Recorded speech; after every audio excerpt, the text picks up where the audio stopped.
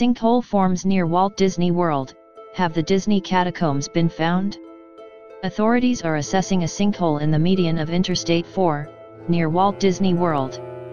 It is located at the World Drive interchange and is delaying westbound traffic. It is 10 feet deep and 15 feet in diameter, explained Florida Department of Transportation spokesman Steve Olson. Others claim this is the Disney's Catacombs, where many strange things have been hidden from the public. So, a couple years back, my buddies and I tried to stay in the park after closing time. Our plan was to just take pictures. Nothing sinister or anything like that, we just wanted to be able to say we did it, you know? Basically, we snuck from bathroom to bathroom, corner to corner, and managed to stay there, until they closed the gates and the maintenance team got to work. We were really surprised we hadn't gotten caught. It was almost strange, considering how much talking up Disney security gets. Our hearts were beating like crazy and we sat there for a while, hiding behind a tombstone by the haunted mansion. We noticed that it's true, the Disney staff had signed their names on every single one. So, finally, we got the courage to roam about, still being careful as to not be seen. It was really eerie. The occasional guard or maintenance worker would walk by, and we would just duck or hide behind a corner. It worked, for about a half hour.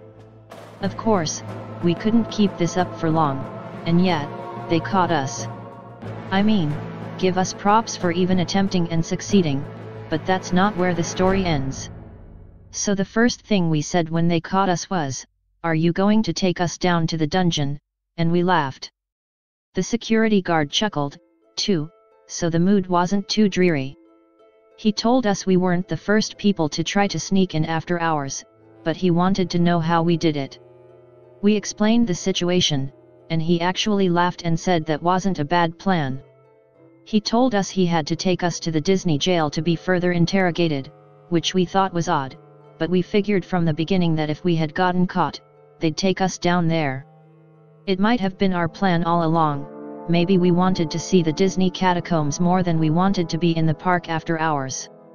So he called for more workers to come and help him escort us, and we went on our way towards Toontown.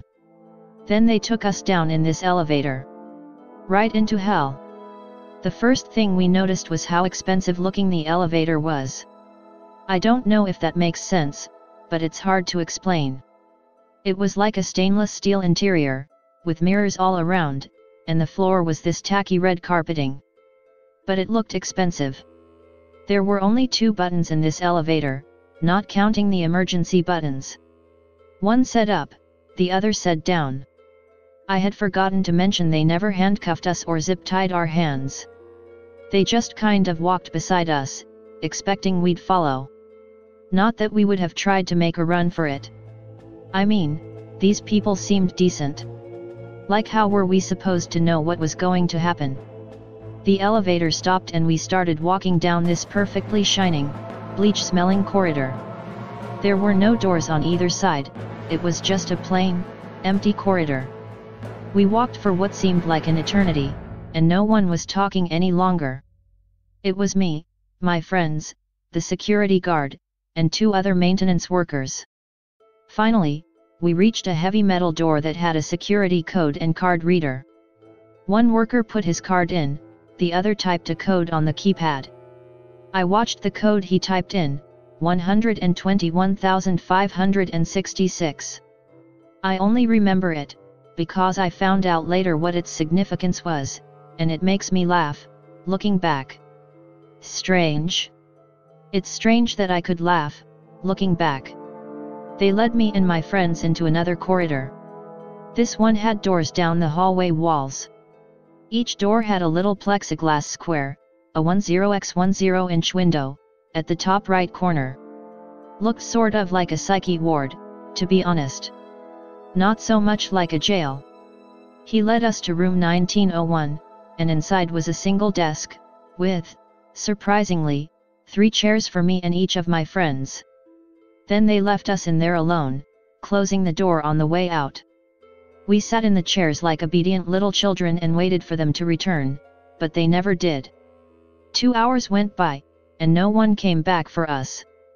My buddy Tim went to the door, and surprisingly, it was unlocked. He didn't open it, though. He was worried there'd be a guard on the outside and that they'd think we were escaping, and we weren't looking for any more trouble. So about 25 minutes went by, when we got restless and finally decided to leave the room. The hallway was empty like before. No signs of people. Nothing. We started calling out, "Hello? Is anybody here?"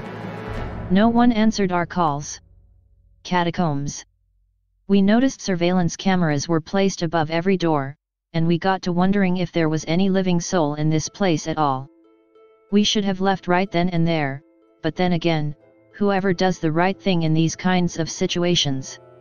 Every door looked the same, and each one had a specific number above it. They weren't in order like, say, rooms 1 to 10. They were scattered numbers. For example, our room had been 1901, but the door next to it was 1205. We got to thinking and finally assumed they were just randomly chosen. We walked up that hallway and had no idea where we were going, what we were hoping to find, or even if it mattered. My other buddy, Guy, decided we should just leave. He said that if they really wanted us here, they'd have come back, and maybe it was just a scare tactic. Maybe they just wanted to trick us into thinking we were being arrested, and were waiting for us outside to laugh. I felt weary of the whole situation, and Tim was just quiet the whole time, nodding his head here and there. He was more interested in looking into the door's little 10x10-inch windows. That wasn't a good idea. I tried to tell him, but of course, no one listens to reason when they're freaked out. And we were definitely freaked the fuck out at this point. The cameras above the doors were capable of motion detection, and followed us as we wandered down the desolate corridor. A little red light at the bottom of the lens, blinking each second. No noise filled the air, all we heard was each other breathing. Then it happened. We had reached the end of the hallway. Unfortunately, the door at the end had another pin code reader. I tried the pin from before, the one I saw them type in, but it was invalid. At that moment, the lights in the hallway shut off and we heard the doors. God damn it, I can still hear them to this day. The fucking doors opened. All lining up along the corridor, they made a subtle creak and then a boom as they hit the wall beside them with force. As I said, after I entered the invalid code into the keypad, the lights shut off and the doors opened, except for the door with the keypad. We also noticed as the doors opened, each doorway had a little bit of light seeping from its open pathway. We stood there, stunned, for a good 5 minutes, not knowing what to do. We figured we tripped some alarm and that this was just a protocol. A standard drill, in case of an attempted escape. What were we supposed to think? So we turned the other direction, away from the locked door. A sense of panic hit all 3 of us for some reason, and we got the urge to run. No one agreed to running, it was like we all knew we had to, at the same time. Some sort of instinct. Like a baby gazelle knowing when to run from a lion. We were in a lion's den all right. It wasn't until about the 10th door we passed that we began to look into the doorways as we passed them. Standing at the doorways were people in costume. We were running past Donald's, Mickey's, Goofy's, Pluto's, and all different kinds of Disney characters. It was insane, and we screamed at the top of our lungs. I know they say never look behind you as you run, but I did. They were leaving their rooms and following us. Not running, just casually walking towards us. I think that is what made it that much more terrifying. Almost like they knew we had nowhere to go.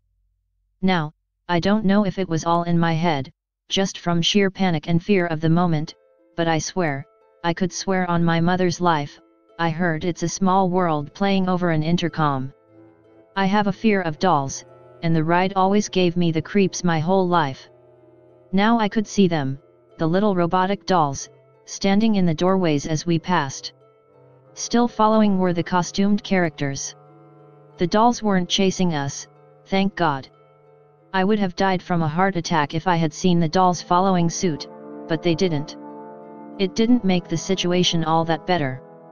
I mean, how many times have you been followed by a group of costumed individuals, seemingly out to fucking eat you alive?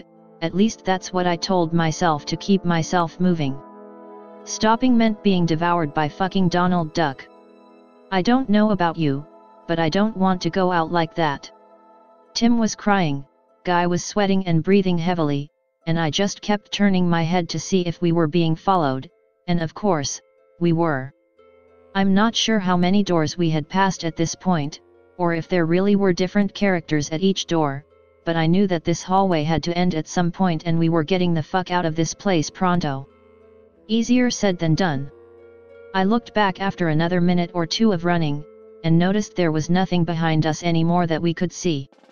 I heard footsteps, but figured we had gotten so far ahead and they were just still walking casually like before. The hallway was still going on for what seemed like forever, and Guy needed to stop, or he was going to faint from exhaustion. The door beside us was open, with the light on but nothing inside. I decided we would hide in there till we caught our breath and could continue onward. As we closed the door behind us, I noticed the room was 1966. Again, that meant nothing at the time. Tim was pacing the room. Guy was laying on the floor, still breathing pretty hard, and I was at the window. Looking out, I saw nothing.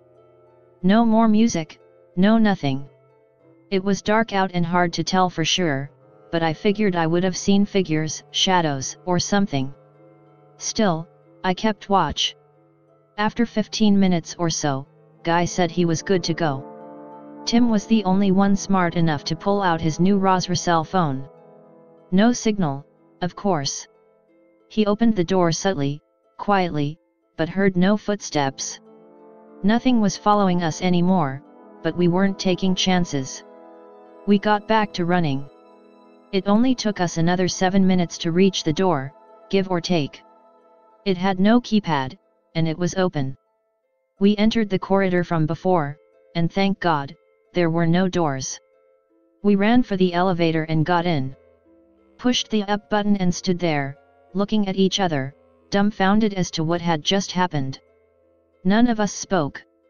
We just waited till the elevator opened, back into Toontown, and started making our way for the front gate. We kept a low profile, using the same duck and hide technique that had gotten us this far from the get-go.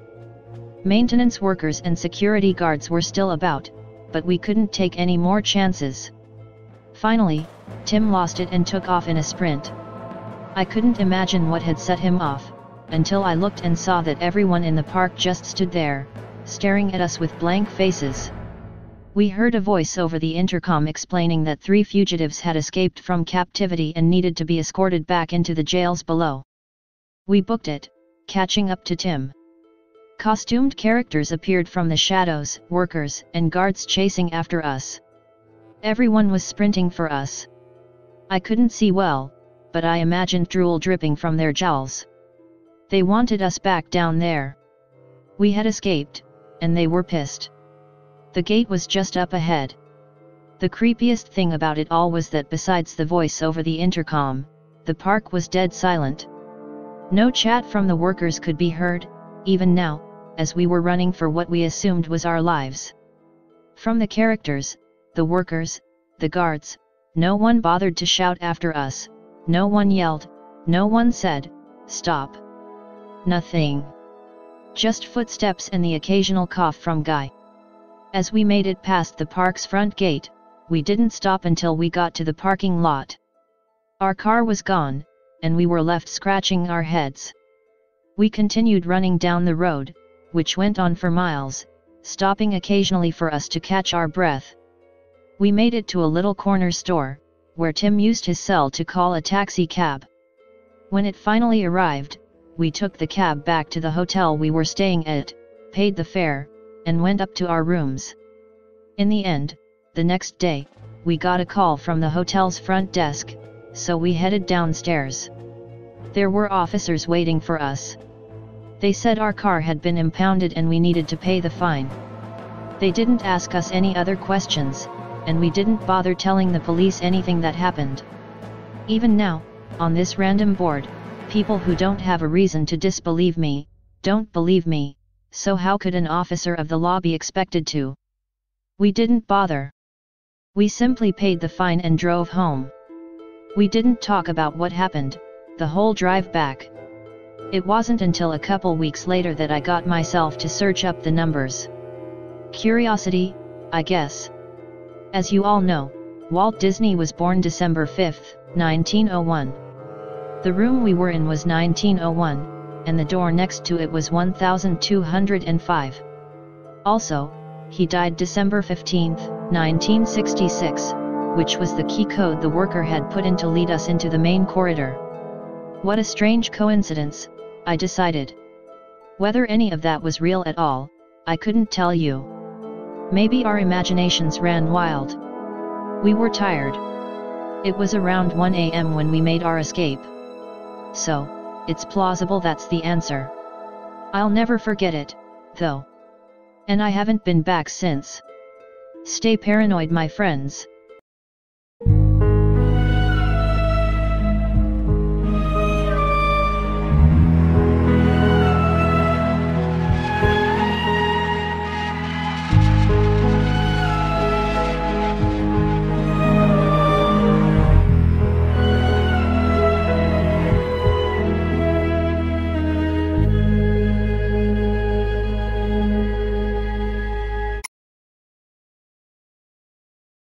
Feet in diameter, explained Florida Department of Transportation spokesman Steve Olson.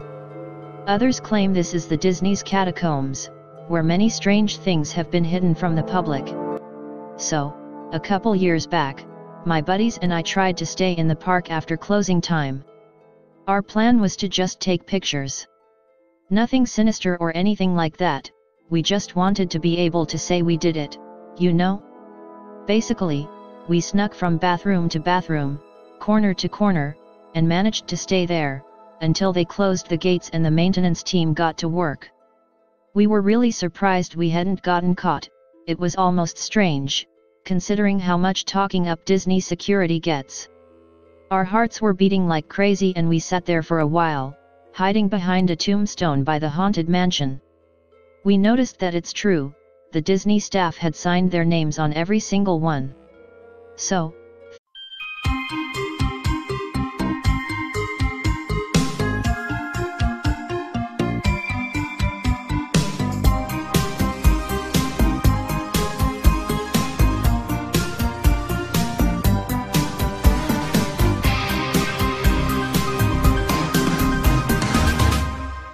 Sinkhole forms near Walt Disney World. Have the Disney Catacombs been found?